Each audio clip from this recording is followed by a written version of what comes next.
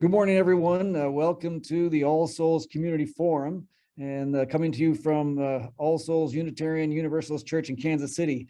I'm Joe Robertson, a member of this church and a member of the Forum Committee, a forum that has for nearly 80 years sought out important conversations and promoting critical thinking on the most compelling and challenging issues of our day. Today, we welcome Kelsey Ryan, the founder and publisher of The Beacon. She comes to us from the front lines of nonprofit journalism. So we'll be talking about the imperiled state of local in-depth news and what it takes for a startup newsroom today to thrive. So good morning, Kelsey, and welcome. Thanks so much, Joe. Thanks everyone for having me this morning. Just to give a little bit of background about myself before I dive into the organization that I founded a couple of years ago. My background is as a newspaper and investigative journalist. I'm originally from the Wichita area, but I've kind of spent my career going back and forth between Kansas and Missouri. And, started out at the Joplin Globe literally the day after the F5 tornado came through in 2011. That was the beginning of my professional career. And then worked at the Wichita Eagle for a number of years before coming to the Kansas City Star. At the Star, I was on the Pulitzer finalist team for a series that we did on government secrecy in Kansas, and then was laid off 5 months later. And so that was really the impetus for starting The Beacon, a local nonprofit news organization. And, really was kind of the kick in the rear that I needed to begin this journey, which was not one that I expected to go on just a few years ago. So some of you may be familiar with The Beacon, and if you are readers, we're very grateful, and if you aren't, hopefully we can help you learn a little bit more about us and see you along in this journey as well. One of the things that spurred the beginning of The Beacon was not just, oh, poor Kelsey, she needs a job, but really looking at a systemic crisis that's been going on in our country for over a decade, now, and that's local journalism in crisis. And I don't use the term crisis very lightly as a reporter. To me, that's a very serious word. But we are facing a crisis in local news and information, community information needs being met, and the way folks consume media. And, for those who can see the slide, you can see just a few examples of what kind of led to this crisis. But there's a whole lot of things that have kind of all hit the fan, if you will, at the same time that's led us to this place. I think we all saw it, regardless of your political persuasion, very acutely around the 2020 election, and a lot of misinformation and disinformation around that in particular. We're seeing it now with the war in Ukraine and the Russian invasion of Ukraine, and a lot of disinformation. But specifically in the United States, several things have kind of led to this point where we're at. The entire model, basically, for the business model for journalism is largely tied to print newspapers, or was largely tied to print newspapers. And all of these things happened at the same time: the Great Recession, undercharging for online content, increased costs for print production, social media disruption, decrease in print subscriptions to help support the reporting and the journalism. And last but not least, the for-profit newspaper industry acting in the interest of shareholders and not the public. So these things all have kind of come together at the same time to create what is a large crisis in information in our society. And it's happening all over the United States, and it's happening in other parts of the world, but it's very acutely happening here in Kansas and Missouri. And we've had concentrated newspaper loss. Nearly more than 1,500 communities now have lost their news coverage across the United States. And it's not just, again, oh, poor journalists, they don't have jobs. It's really, what are the outcomes of those folks not doing this kind of work, and these communities not having this information? And that means, of course, that stories aren't being told, governments aren't being held accountable, people aren't being aware of issues, people don't know how to become civically engaged, and the list goes on. And of course, also we have studies now that show that a loss of local news specifically contributes to political polarization and distrust of our neighbors. And so in Kansas, we've also just seen, the consolidation, mass consolidation of newspapers, same in Missouri, mass consolidation of the ownership of newspapers, and then dwindling staff sizes, fewer people expected to cover more things. And often you have kind of an echo chamber with aggregation, folks who may be rewriting stories from other outlets and republishing without independently verifying facts, or just writing in order to get clicks and clickbait, as we've all seen. And that clickbait has largely perversed the journalism that you see. It incentivizes things that are more sexy or interesting for people to click on versus things that are necessarily more substantive. And that's all just to power an ad revenue based model on the internet. So it really does affect the type of journalism that journalists pursue when they have ad and click based models. But it's not all doom and gloom. That's something that I really like to let folks know is, while this crisis is happening, there's actually a lot of really exciting things happening in the nonprofit news ecosystem in particular. We're seeing hundreds of independent news outlets spring up across the United States. They're launching at a rate of at least one a month. There's actually now more than 360 members for the Institute for Nonprofit News. I'm a full disclosure, a member of the board of directors for the Institute for Nonprofit News, which is the national trade association group for these organizations.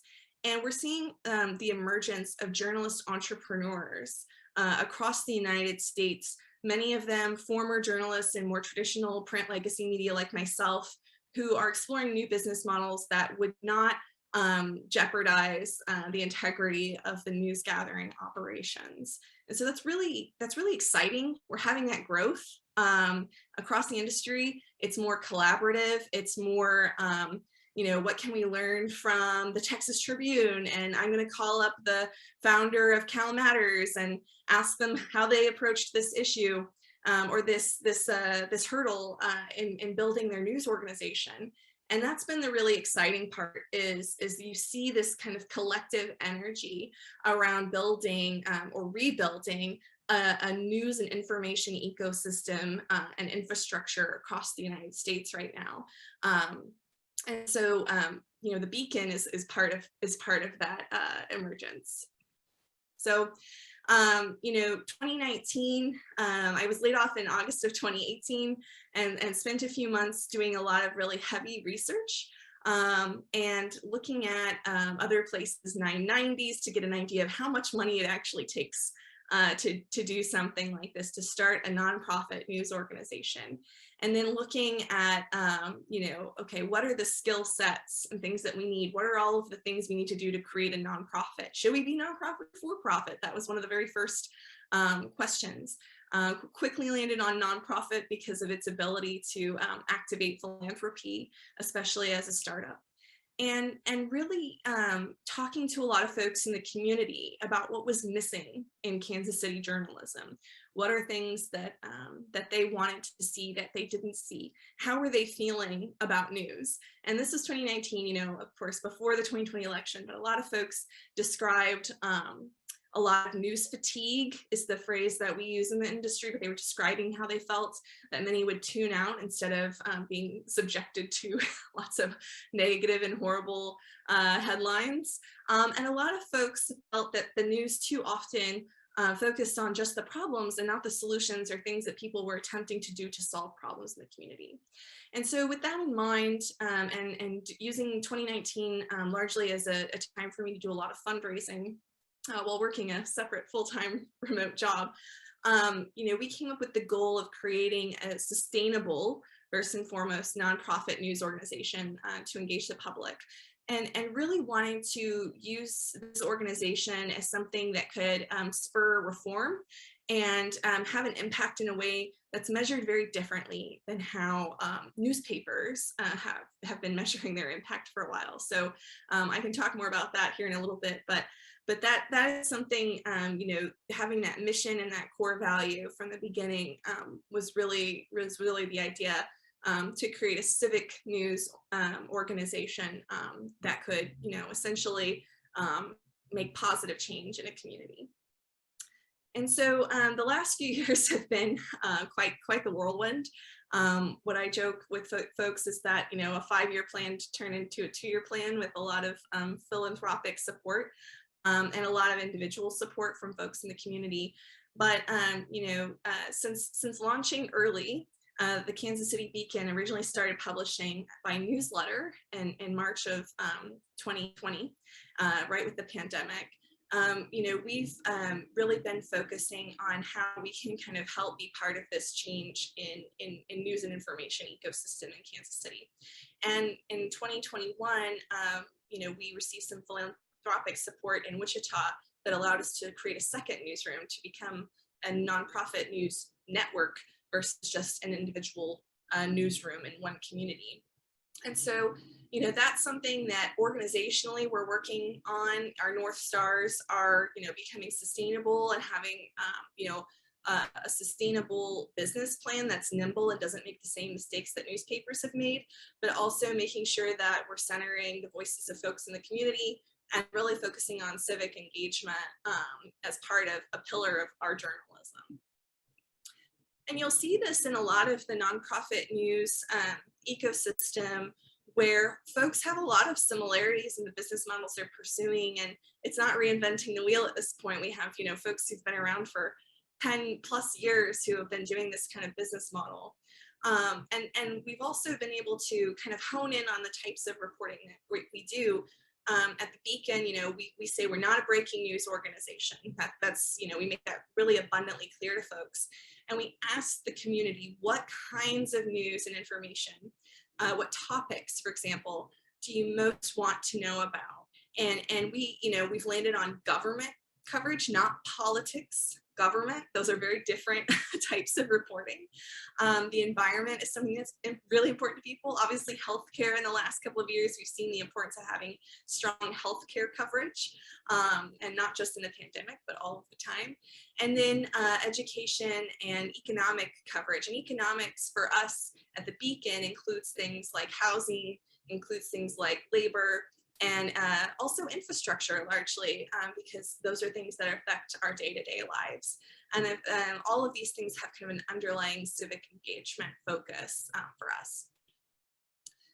I talked a little bit ago about how we define impact, and one thing that I want to share with folks, and I can't speak to how it is currently, but when I was still in newspapers, and individual reporters were given page view goals, and that was kind of this,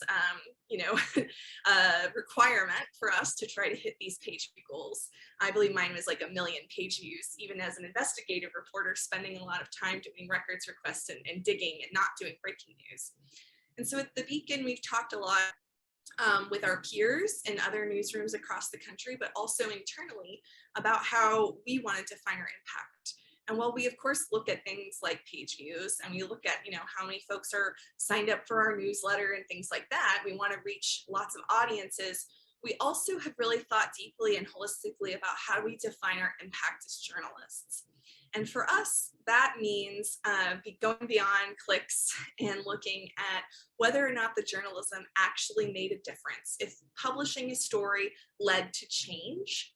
And of course, some other things that we look at, but not place as high of an importance on, are if we win an award, if we get to go and talk to folks like you all in the community about what we're doing, when folks give us feedback on our journalism that says that this was helpful to them, or that it helped them do something in the community or become more engaged, or helps them know how to attend a city council meeting or how to get a hold of their, legislator. Those are things that we look at as real impact, because it means that we're meeting community information needs.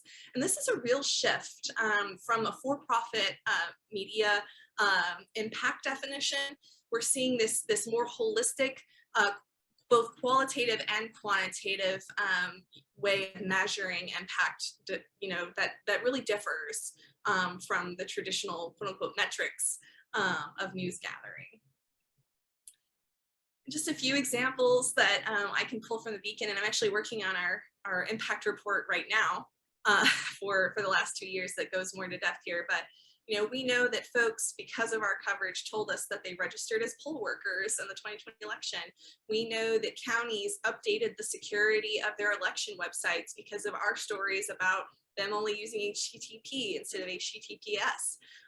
We recently did a series of stories investigating the Kansas City Land Bank, and the chair of that was ousted, and now the city auditor is specifically looking into conflicts of interest. So those are just a few examples of stories that led to direct change here in this community, and to us, that is the highest measure of impact.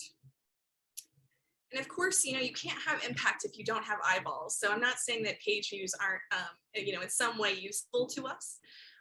But we really try to make sure that our reporting is available to folks in many ways. And this is something that, especially as a digital publication, we don't have a regular distributed print product. We're hyper aware of the digital divide and the fact that not everyone has access to the internet. So that's something that we're really thinking about, and a lot of the other nonprofit digital only publications are thinking about. Right now, we have twice weekly email newsletters. Of course, we use social media. We have websites that don't assault your eyes with pop-ups and ads. And we also very diligently work with other media. So, we're part of the Kansas City Media Collective, and we have a Steal Our Stories policy where folks can republish any of our stories for free. They just need to give us some credit for it. And then we also work very closely with archival systems, things like LexisNexis and others, who really have expressed to us concerns because there's so much less information on the local level for them to include in their library and academic research databases than there used to be. So they're very keen to work with a lot of the nonprofit newsrooms. And we've experimented with some niche print products as well. We did we did voter guides, nonpartisan voter guides back in 2020, where we partnered with other nonprofits to distribute them. We researched how to vote safely in the pandemic. It was really about process, not who to vote for, but about the process of voting and being able to actually reach people where they're at. So we partnered with other nonprofits and specifically targeted zip codes with low voter turnout, and then translated and designed those guides in 5 languages to be distributed. So we have done some print materials, and we've also experimented with text messaging campaigns, specifically around the racial justice protests of 2020 and also the election that year. And so that's something that we're interested in exploring more of, and creating more of a dialogue with folks through text messaging, particularly with folks who might not have regular internet access. So there's a lot of different ways that a modern and digital only nonprofit news organization can reach audiences today that goes beyond, the throwing a newspaper at everyone's driveway at 6 in the morning. And I mentioned before, this was kind of a 5-year plan that's turned into a 2-year plan. But one thing that we're acutely aware of here is the disparate geography of the Midwest, right? Like we've had like large rural and urban divides, and we know that from a business model perspective and an information model, like we need to try to figure out how we can be useful to folks in many different communities of different sizes. So the Beacon, has newsrooms in Kansas City and Wichita, which are major metros. But one thing that we're really looking at in the future is how we can scale. And when I say scale, it doesn't just mean go to bigger communities. It also means how can we meet needs of mid-sized communities as well. So we actually are in the process right now of adding state house reporters that are going to serve both newsrooms. But then we're also looking at how we can expand into different communities that have a need. So we're talking to folks in those communities to figure out what their need is and how we might be able to help fill that in a way that's equitable and also meets their needs, but also as in a way that folks in their community want to read their news. and that is a really important thing. You know, we have a growing team. We have folks who we've largely been trying to recruit from the Midwest, which is really important to me personally, that we have a really you know, diverse group of folks on our team, and that we're able, you know, to have folks from here report about issues here, places that they know, communities that they know. And, you know, we're growing the support staff for these newsrooms as well. We actually just last week, and we'll be announcing this actually in our upcoming newsletter, we've added an executive director to be a co-leader with me in the organization, and Mike Matson, who's formerly worked with the Kansas Farm Bureau and the Kansas Leadership Center, is our new executive director. And he's really going to be taking the reins on a lot of the development and the business side of things. And that'll allow me to refocus more on the editorial side of things, which I'm really excited to be able to do after a couple of years. So that's something that we're trying to really do, is, you know, rebuild a news infrastructure that's really true to our communities. And of course, you know, these things aren't done for free. We have to support our staff. We want to make sure the pay is equitable. And a lot of folks in the nonprofit news ecosystem are really trying to work on solving the business problem, right? The business model problem that you know, newspapers thought they would be the top kings forever in this area. And we're trying to look at, how do we diversify revenue, right? What are the different ways that communities can support nonprofit news with varying degrees of you know, amounts, like everyone who can pay from $5 a month to large philanthropic donors, but then balancing all of this with the need for editorial independence, and to not let the money dictate the coverage, but to continue to let the audience you know, help guide us on coverage. And so there's lots of different ways to do it. And that's a really exciting part of what we're all trying to collectively do across the country, is to, you know, figure out what that right mix is, what the mix is maybe for different communities, and then to experiment and to try new ways of bringing in revenue, again, while not, you know, sacrificing the integrity of the news gathering. So one of the things that I'm really excited to share with you all today, that we haven't done a whole lot of public announcement about, is something that we're working on that's going to kind of radically change our news gathering here in Kansas City. You know, I've mentioned before how we did, you know, maybe a lot of discussions with the community. We've done community listening sessions. We do surveys with folks. We have a community advisory board that meets quarterly, that advises us directly on our journalism. And we've, you know, really been working with folks to, you know, when we get emails, we try to respond to every single email. We really do. Like we try to respond to anyone who reaches out to us. But what we're getting ready to launch, both in Wichita and Kansas City, are something that we're calling community engagement bureaus that are actually embedded within our newsroom. And the idea behind this is that we want to make sure that we're not just giving lip service to saying that we actually are listening to the community. We want to prove it, and we want to make it part of our everyday news gathering process. So of course, as journalists, we're still going to, you know, use our professional judgment on stories, and you know work through them and have the same ethical guidelines and boundaries that we've always had. But we want more community feedback. We want to avoid being siloed like a lot of traditional newspaper reporters have been through, you know, especially as they've been pressured to write more and more stories and not get out in the community as much. So we want to avoid that, and we really want to have engagement bureaus be at the center of our editorial and news gathering processes. This is also, that's something that's really important to us, is trust building, right? Making sure that the journalism that we produce is accountable to the communities that we actually serve. And so, you know, what we're trying to do is, you know, build these engagement bureaus. Wichita is a little bit further along than Kansas City is in its process, but what you're going to see more about this very soon up here in Kansas City. But right now, and I'll give Wichita as kind of a roadmap first.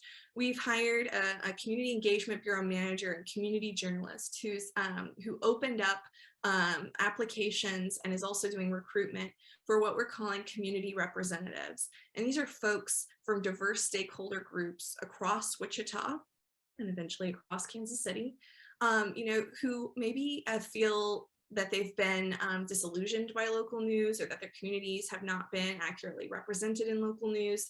And what we're doing is getting a group of folks together to be these community representatives. We're paying them for their time. We want this to be equitable and available to people of all different backgrounds. And then working really closely with them to identify the stories that have gone untold and the sources that need to be developed within those communities. And so those folks, our first group of community representatives, are going to be announced in Wichita later this month. And I can just tell you, it's an all-star lineup of folks. And what I was most pleased about was I only knew 2 of the 10 people. And I'm from the Wichita area, pretty well sourced, and I only knew two of the 10 names on there. And that's what we want. We want to get folks that we don't know. We don't want the usual suspects. We want people who come from communities that have been ignored or even actively harmed by other media, and integrating their feedback into our daily editorial process and determining what kind of news we actually produce. So this is a really exciting thing. We'll also, of course, continue to have community advisory boards. That'll be in Wichita and here in Kansas City. We're recruiting right now for our Kansas City Community Advisory Board. So if that's something you are interested in or know someone who is, please let us know. But I think that this is really a model that's going to help change the way news organizations become more integral to their communities and help build trust. And we're going to be documenting our process here and what we learn and what works and what doesn't work. And we want to share that really widely with the other nonprofit news organizations, so that if other people want to try to replicate this model, they can. And like I mentioned before, these are community representatives who are paid. They're holding us accountable to our journalism, and then we are going to actively track what ideas come from the Community Engagement Bureau that actually become stories that we publish and things that we promote. And so that way we can hold ourselves accountable, and they can hold us accountable. And, this is an interesting time because, most news organizations don't invite the community to be so actively involved in their process. And, a lot of folks don't know that as journalists, we have ethics and boundaries and things that we uphold. And, this is just something that's really important to us. And we want to help folks in the community better understand how we do things and why we do things, but also be open to, bring them along as part of that process. And so this is just, here, if you can see the slides, some examples of some of the things that as journalists, we at the Beacon subscribe to. Might be a little bit different for other places. I know some other news organizations say that they won't take things from sources that exceed $20 or whatever. We keep the bar pretty high with $5. So, we have a code of ethics. We don't take things from sources. We don't display yard signs or financially support political candidates. We disclose our conflicts of interest. And we, put our name onto our work. We don't hide behind anonymity. So these are all things that are really important to us. And as we build out these community engagement bureaus, our hope is that we can, share some of these ethics with the community, and folks can understand how journalism works. We want to demystify this process, and make sure that people understand where we're coming from, and we can understand where they're coming from a little bit better. These conversations that just really haven't been happening in a lot of traditional newsrooms. I'll add also with the community engagement bureaus, we have a very white, middle class and male media across the United States. Like it very much skews into those demographics. One of our goals with the community engagement bureaus is to help diversify the folks who choose to pursue careers in journalism. And at the Beacon and a lot of other nonprofit news organizations, we have internship programs and things like that, we work really closely with J schools like the University of Missouri and KU and others. But there's a lot of folks who have very non-traditional skill sets or backgrounds, or have never been exposed to journalism, but would be really, really, really good journalists. And we want to find those folks, connect with them, and maybe, if they're through the Community Engagement Bureau, they eventually become community journalists. I'm of the mindset that you don't have to go to J school to be a journalist. that, you know, this is a vocation and a calling, not just a, you know, a profession. It's, I don't think journalism is a capital J kind of, profession. It can be a lowercase j, and that's good. It's just as good or better.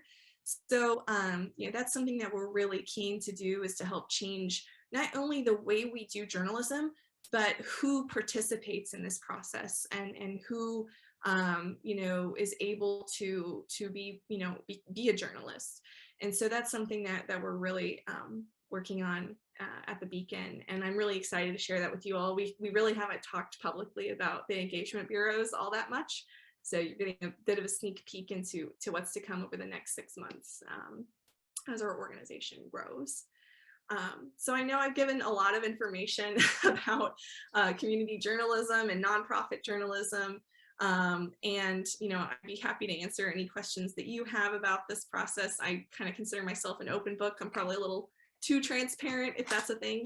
But I really appreciate you all coming today, and hope that this kind of helps shine a light, at least for you all, on some of the ways that journalists are thinking about, redefining this industry, and changing the way that this works, to make it more equitable and accessible to folks, and to make it more relevant, frankly, than what has kind of happened with some news organizations in the past. So happy to take some questions. Yeah, thank you very much. We were listening to Kelsey Ryan, the founder and publisher of The Beacon in Kansas City, and now also in Wichita, hoping to expand. And then I'll tell you that next week, we will have Corey Wallace from Della Lamb Community Services, and she will be telling stories of African refugees in Kansas City, how we're supporting them, and what it tells us about the strength of our community. And our first question comes from Carol. So, put my picture up. I'm wondering, I mean, it just sounds so exciting, but I'm wondering if there's any chance that your community outreach sort of approach, if I can use that vague sort of term, means that you will also be able to emphasize less on big, scandalous, negative sensation than newspapers have often got their notoriety, popularity, whatever sales from, and maybe in the end improve our democracy and our faith in it, or vice versa. Our faith, yeah. Anyway, so do you see that connected at all? Yeah, I definitely do. I was actually a political science major, not a journalism major. And so, to me, journalism and a free press is a foundational pillar of our democracy, right? And we're seeing that, I think, to draw some really direct conclusions happening in the Ukraine right now, with independent journalists on the ground who are giving us real-time information, specifically on social media, about what's happening in their country, while there's a lot of disinformation being spread by Russia right now in particular. So yes, I think the answer is yes. We hope that folks become more civically engaged and participate in this thing called democracy that we have here, by being informed about what's happening in the community. And a lot of times we're more directly affected by what's going on locally than what's happening in our government nationally. Like, not all the time, right? Like, sometimes there are national things that really affect our day-to-day lives. But in the United States, local government has such an impact on our day-to-day lives, and state government as well. And so, our hope is to help demystify a lot of what government does, but also give folks those keys on how to engage with it, how to become active participants. And that's just really important to me. There's a lot of things that as journalists we kind of take for granted, like how to do record requests or open meetings laws. And we think that a lot of folks need to have that information, and in more layman's terms than what's often available from the government. So those are some things that we're really excited to be able to work on with the input of folks in the community about what they're looking for. So I think. Thank you. All right, Michael. Yes, great presentation, and what you're doing is just so phenomenally important to the civic life of our city. So, wish you all the success. And in that vein, of course, the economic challenge is a major one, and you've addressed that, your devotion to various forms of fundraising. What I haven't heard you talk about, and what we had actually fairly recently at the forum, another speaker talk about the need for public funding for local news coverage. What's your view on the viability of that, the extent to which the Beacon has sought public funding? What do you think? Well, I can tell you right now, we have sought $0 in public funding. We didn't take PPP when that was available.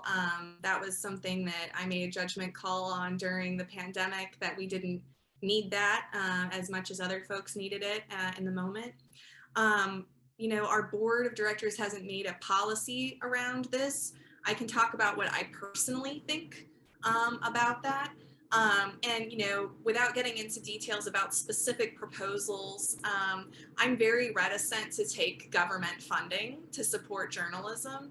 I think that if, for example, a lot of media had been dependent on government funding during, for example, maybe the Trump administration, that would be, not awesome for a lot of media. I would worry about the independent whims of whoever was in power to make those decisions on, who gets funding and who doesn't. And I would be really concerned about what that looks like if media overly relied on government funding. Over time, we all know there's programs that get funded in government every day, and there's programs that don't get funded, things that people need, and there's a lot of different arguments on that. And my concern is over reliance on that mechanism. I would much more likely place my bets on crowdfunding and diversified revenue from philanthropy, from individuals, from very selective corporate partners that we know align with us and are not going, not putting out things like climate change doesn't exist. Like, we're not going to put a corporate partnership message out on our website that says that, because that's not true. So those sort of things, I would much rather place my bets on diversified revenue to support media than to have essentially state-sponsored media. But that's my personal opinion, and is not the organization's opinion, since our board has not considered a policy on that. And I got a question. It says Renee. I bet it's Richard there, I guess, in Conover. You were talking about the decline in local news. Do you feel that some of the quality investigative journalism that has led to sort of disintegrated and turned into police blotter for the most part is part of the problem with where we have mass incarceration issues now? There's a lot of issues with mass incarceration, but I can talk about police blotter and that kind of editorial stance. Thank goodness there's been a lot more conversation in local media about, not just running mugshots of folks all the time, especially before they've actually been found guilty of things that we write about. I've never been a fan of police blotter personally myself, for that very reason, and that it's, we should have an innocent until proven guilty model. But, also it's about sourcing, right? Like, if you're a good journalist, you're going to talk to folks who are on, like maybe for example, for criminal justice, you're not just talking to the police about a police shooting, you're talking to the family of the folks, who were shot, or people who were actually there. And a lot of times we're not getting that in our local, kind of crime news. So that's a problem. Also, just painting broad stripes for communities that may have higher crime levels. So there's a lot of problems with criminal justice reporting on the local level. It's a giant, you could write a whole thesis on the problems of how media portrays crime news on the local level, frankly. And I think that, that's one reason at the Beacon we've chosen not to do like daily crime news. We're more interested in systemic issues. We've written about like the lack of local control for the Kansas City police and things like that. that's more of interest to us and our readers at the moment versus, there was a shooting over here today, or there was, a robbery over here today, and that kind of thing. I think a lot of different people have a lot of thoughts on that. I will tell you that in a for-profit, ad-driven model, those are the stories that get a lot of clicks, right? And so it perpetuates them continuing to do those kinds of stories because it brings in ad revenue. So that's where we get into the perversion of the news model in particular. So I don't know if that answered your question, but I tried to. Nathan has a question. Hi, yeah, appreciate you taking the time to talk to us, and I really am grateful that you guys are out there, and there's the Independent in Missouri and Frontier in Oklahoma, and I wanted to try to ask something about sort of amateur citizen journalism, kind of being a stopgap, and your view on that. But I guess more broadly, I mean, being nonprofit, you have a greater potential maybe to partner with other organizations rather than be in competition with them. And just curious where you see that kind of coming together, or Yeah. do you have any comments on that? Oh, I do. When I worked in newspapers, it was like fiercely competitive, even within newsrooms, which is not a very helpful environment when there's so few journalists, right? Like we can't afford to be so competitive. We need to be working with each other. And so, we're members of the KC Media Collective, which includes KCPT Flatland, KCUR, Startland News, Missouri Business Alert, and American Public Square. And so we're all, working right now, literally on a project that we're all collaboratively, working on right now on climate change. That's a topic that we're collaboratively reporting and producing stories on, or planning to closer to Earth Day. So that's just one example, but that's something that I think all of these organizations have really bought into, and we agree on that. At this time, like, we really can't be competitive. We have to work together across the news ecosystem, and not be redundant either. Like, we never want to write a story that KCUR or another outlet has written exactly. We always want to bring something new to the table. So if it's a topic that's been covered a lot, we want to show a new angle, or to bring a new set of data, to kind of help folks get a bigger picture. In terms of what you're talking about, like with amateur journalists, so I have kind of different feelings about it. On the one hand, like, the ethics that we learn as professional journalists on the job through this training is really important, and so that would be something that I would hope that folks who maybe don't have any background in journalism would learn, because it's important that we all have sort of similar values and guideposts. Like, for example, I really hate anonymity. I'm like, put your money where your mouth is, put your name on what you write.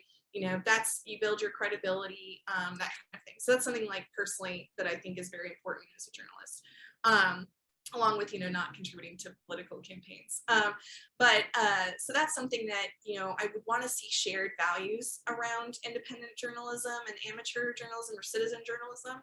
There are some really interesting models similar to the Community Engagement Bureau that, we've been in talks with others about. There's an organization in Chicago, kind of similar to the Beacon, called City Bureau, and they call themselves a journalism lab, and they have what's called the Documenters program, and we've been in talks with them about how we could bring that to Kansas City and to Wichita. The Documenters program specifically trains members of the public. I prefer members of the public to citizens, because I think citizens can have kind of a loaded connotation with certain people, but they train members of the public on how to attend government meetings on the local level. They help them understand, what's allowed in public or closed session, help them understand open meetings and records laws, and then, help bring all of that information that they gather at these meetings together into one place, and then work with journalists on what are the bigger picture stories maybe coming out of those meetings. Because there's just not enough journalists to go to all the meetings anymore. There's just not.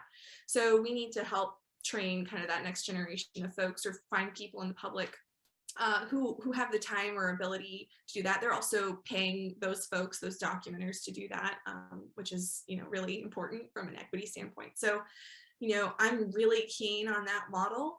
That's something we really want to bring to Kansas City, and we've been talking to the folks at City Bureau on how we could possibly replicate something like that here on the local level. Kelsey, this is Joe. I wanted to see, and the Kansas City Star now is like they have a regular pitch now for donations for their for-profit journalism. And I'm wondering about, you mentioned that there was an issue whether it be for-profit or nonprofit. I mean, are there hybrid versions out there? I mean, how do you mix? Can you mix advertising? How would you do that? Is there other ways to do this? So first off, my thoughts and many other nonprofits' thoughts, because I'm on a lot of listservs and talk to a lot of my peers, we're very not big fans of for-profits, doing that, basically trying to take advantage of 501c3 pass-throughs. I can say that I have concerns about some of the legality around that, particularly since, the for-profits are using what's called a fiscal sponsor, which is an outside 501c3 to basically funnel donations that are tax deductible. And, when you have a fiscal sponsor, which, so you all know, the Beacon was fiscally sponsored for a period of time by the Kansas Newspaper Foundation, which is part of the Press Association, before we got our own 501c3. It's kind of a way of incubating 501c3s. When you have a fiscal sponsor, they need to be fiduciary, like they have a fiduciary responsibility for the organization that they're sponsoring.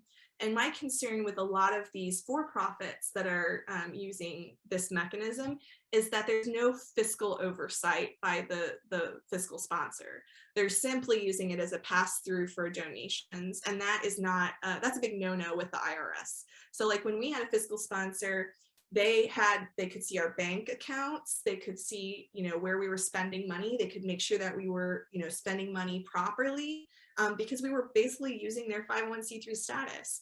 And that's a big concern that I have about some of these for-profits using this, is that they're just using it as a way to market and to funnel money into a failing business model. And a lot of folks don't understand some of these nuances in having a fiscal sponsor and how this works. So that's a big concern of mine. We know also that there's a difference between corporate partnerships and advertising. With ads, a lot of times the ads you see on newspapers are like miracle weight loss pills or whatever. And these are things that are being bought on a national level and then just filtered into all of the local websites. So if you have a national, like hedge fund owned newspaper company, they will buy these like crappy ads, like things that aren't even real, sometimes like miracle weight loss pills, and then they'll funnel them onto all of their local sites.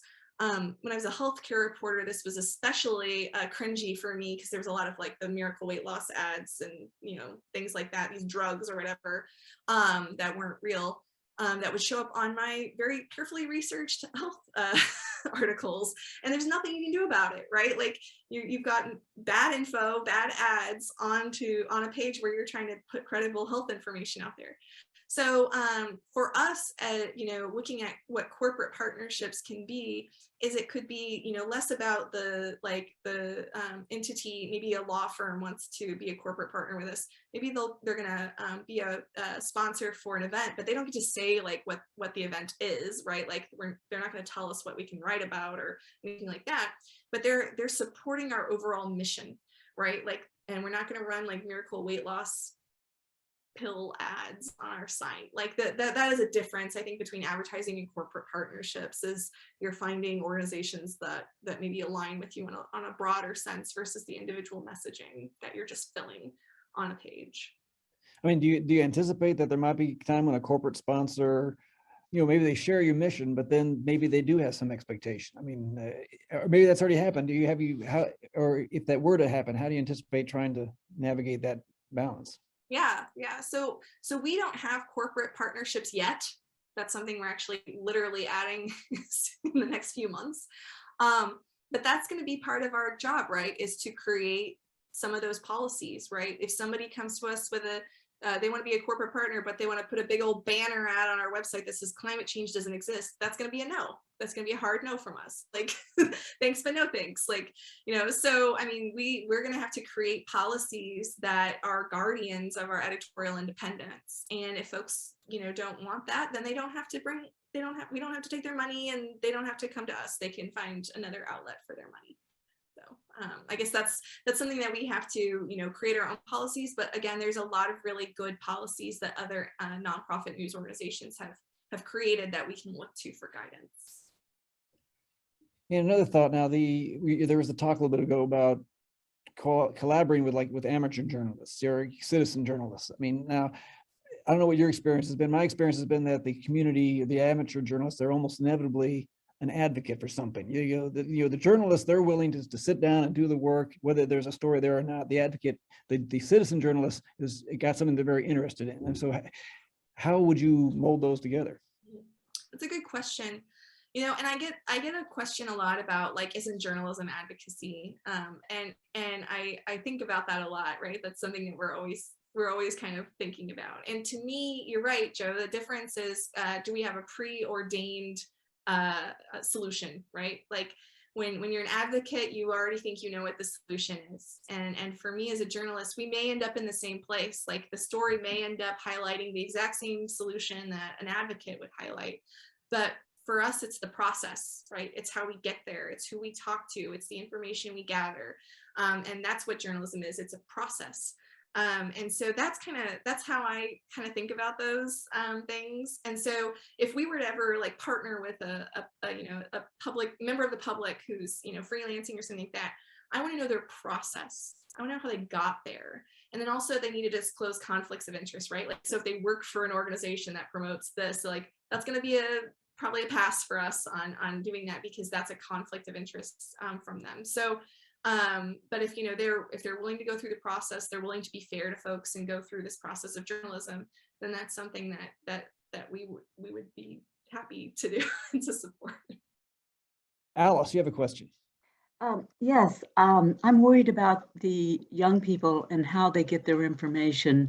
I'm an adjunct at UMKC in social work. I always ask my students how they get their information. They do not read newspapers. Some barely read or watch television.